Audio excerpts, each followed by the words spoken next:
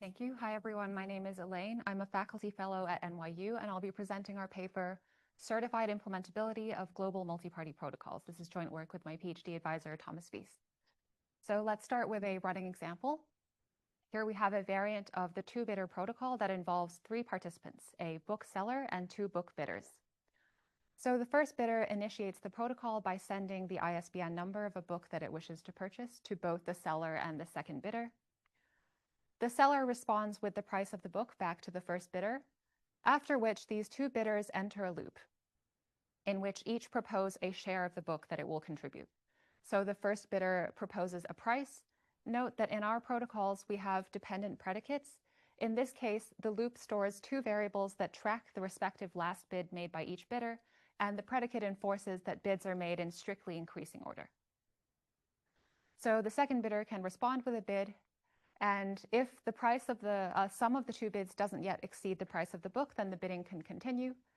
At any point in time, the second bidder can choose to exit the bidding loop, and it signals its intention to do so by sending a quit message. Or if at some point in time the two bids exceed the price of the book, then the first bidder who knows the price indicates success by sending a message to the seller. The seller forwards this message to the second bidder, and the protocol terminates successfully.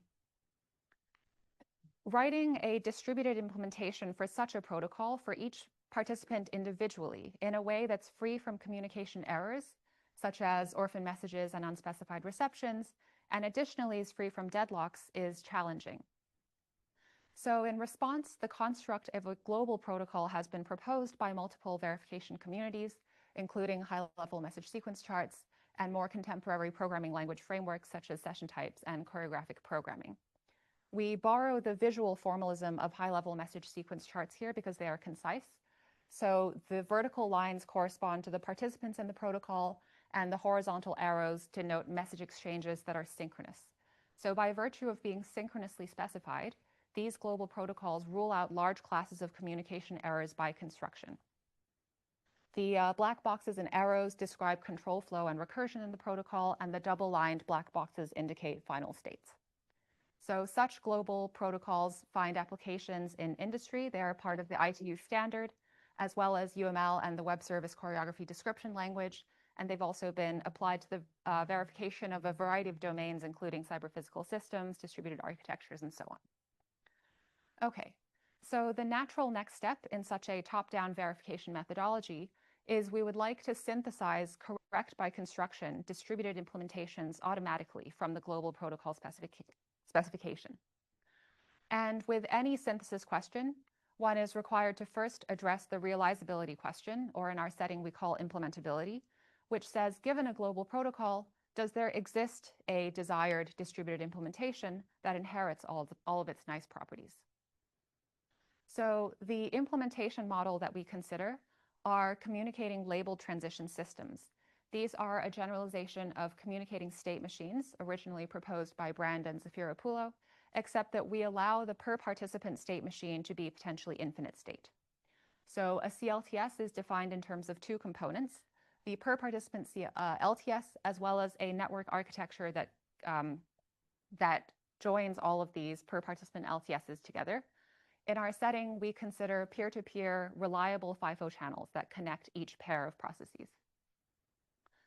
So these two components, it's useful to think of them as a controllable and a non-controllable component, and they together dictate what traces are executable for any given CLTS. So here we have an example of two traces representing the beginning of the protocol. And notice that because the CLTS is an asynchronous implementation model, send and receiving messages are specified separately. So in this top trace, this is bidder 1 sending to the seller Y, which is the ISBN number. It then sends the same number to bidder 2. The seller receives this ISBN number and sends the price of the book Z, after which, on a delay, the second bidder also receives this ISBN number. So in a correct implementation of the two-bidder protocol, the bottom trace is not executable, and this is because the protocol logic prohibits the seller from sending the price of a book whose identifier it doesn't yet know. So the seller is not allowed to send the price of a book before it receives the ISBN number. And now let's look at examples in which the network architecture constrains the traces that are executable. So again, in this trace here, we have two receptions from the same sender, which is the bidder 1, of the ISBN number. In a peer-to-peer FIFO network, these two messages are received on separate channels and are thus independent events. So any CLTS that admits the former trace will also admit the middle trace in which the order of these two independent receptions have been swapped. Now, in the middle trace, we have two events by the seller, which are receiving the ISBN number and sending the price, that are adjacent to an event by the second bidder. Again, because these events happen on different participants in the CLTS, they're considered independent, and so contiguously can be swapped to yield the third trace here, which is also executable. So there is an equivalence relation that is very important to this model of distributed communication that we call indistinguishability. So we say that a word is executable if it's the trace of some non-deadlocking CLTS, and two words are indistinguishable if any CLTS that executes one must also execute the other. Because our global protocol methodology targets CLTS as the implementation model, it is important for the semantics of our global protocol to be closed under this notion of equivalence that's particular to CLTS. So we consider protocols that possibly have have dependent refinements. So symbolic transitions are concretized into potentially infinitely many concrete transitions in which the values of communication variables and register variables are instantiated with concrete values. These concrete transitions are then sequenced together to form concrete runs. So the runs of a global protocol coordinate events by different participants. For example, a protocol run on which the success message is sent has to occur also with the successful bidding, right, between bidder 1 and bidder 2. And consequently, if a quit message is sent, it must also happen on the run that no two bids were placed that exceed the price of the book in question. So from these concrete runs, we obtain synchronous traces. And because we desire to give our global protocols asynchronous semantics, we split the synchronous traces into their asynchronous counterpart, which can be viewed as just a canonical ordering of the synchronous trace, except that send and receive events are specified separately. And it is these asynchronous traces that we then close under the notion of indistinguishability that's relevant to our implementation model. Okay, so with these definitions in hand, we can formally define the implementability problem, which asks, given a global protocol, does there exist a CLTS such that the language recognized by the CLTS is equal to the global protocol semantics? And moreover, we want this candidate CLTS to be deadlock-free. As a simple example of a possible source of non-implementability, consider if we augment our running example with the following conjunct, which requires that any time the second bidder places a bid, the bid must never exceed the price of the book. So requiring that both bidders contribute non-zero to the price of the book. This is no longer implementable, in particular because these two bidders don't have equal access to information. So the second bidder never learns the price of the book, and therefore cannot always guarantee that the bids that it sends satisfy this constraint. In general, when we have global protocols with global variables, this kind of non-implementability is very easy to run into, as demonstrated by this pair of examples here. So in these two examples, we have three participants, P, Q, and R, and three variables, X, Y, and Z. So in the top protocol, P sends to Q a variable X, Q sends to R a variable Y that is greater than X, and now R must send to P a Z that is also greater than X. Of course, R does not know the values between X and Y, and so cannot exhibit all possible satisfying values to the third constraint. Notice that if I simply change the constraint in the middle from Y greater than X to Y equal X, now this becomes implementable again for R, because R can infer the value of X directly through the value of Y. So this pair of examples suggests that a syntactic approach by itself is unlikely to suffice for precisely characterizing implementability. Now let's look at sort of the non-triviality of this problem from a complexity perspective. So this example we suggestively call the odd-even example. Again, we have three participants, P, Q, and R. So P commences the protocol by sending either an orange or a purple message to Q, right? So in this protocol, we don't have refinements. There's a finite number of messages, in fact, only 3 different kinds of messages. So P sends either an orange or a purple message to Q. And if it sends an orange message, then Q forwards this orange message to R. If it sent the purple message, Q does nothing. After which, the protocol enters the same loop on either branch. And in the loop, P keeps sending Q orange messages. Whenever Q receives it, it forwards the same orange message twice to R. At any point in time, P can signal its intent to terminate this loop by sending a blue message to Q. And when Q receives this termination signal, it forwards it to R. And now at the very end of the protocol, R must send P a message matching the color of the message that P initially sent, indicating its knowledge of the choice that P took between the left and the right branch. So is this protocol implementable for all parties? Well, let's take a look at the implementations. So it should be fairly straightforward that this is implementable for P because P dictates the control flow of the protocol throughout. P chooses initially what color message to send, it chooses how many times to iterate in the loop, and finally it chooses when to terminate by sending a blue message. Now, Q does not make any decisions, but Q is P's right-hand man. So anytime P makes a decision, Q immediately learns about it by receiving messages. And so this protocol is likewise implementable for Q. The interesting participant to consider here is R. So R neither makes decisions nor learns about the decisions directly from P. In fact, it looks like all that R is doing in this protocol is just receiving orange messages, right? That's all that it does. However, this protocol is implementable for R, right? So R is only receiving orange messages, but at the very end, it is somehow supposed to send a message indicating that it was able to divine which of the branches P took. R can divine this by tracking the parity of the number of orange messages that it receives from Q. So these highlighted transitions in the middle indicate that every time R receives an orange message, it updates its belief on whether the left or the right branch was taken by Q. And thus, when it receives the blue message, it's able to send the correct color corresponding to P's initial choice.